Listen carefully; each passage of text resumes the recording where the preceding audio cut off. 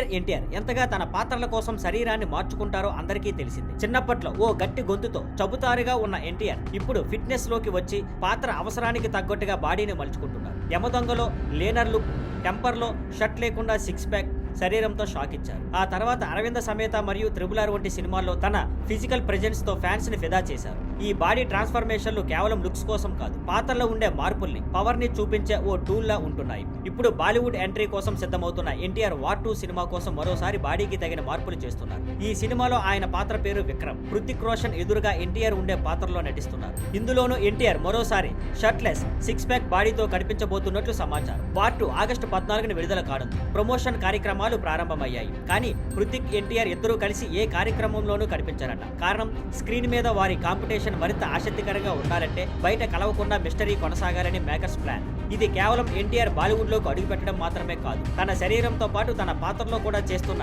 Artistic మార్పులకు గుర్తింపు. త్వరలోనే ప్రశాంత్ నీల్ దర్శకత్వంలో చేస్తున్న డ్రాగన్ సినిమా కోసం కూడా మరో రకమైన ట్రాన్స్ఫర్మేషన్ చేస్తున్నారట. మొత్తంగా చెప్పాలంటే ఎన్టీఆర్ ఇంకా స్టెప్పులు వేసే హీరో కాదు, మరిన్ని మెట్లు ఎక్కే హీరోగా ఎదుగుతున్నారు.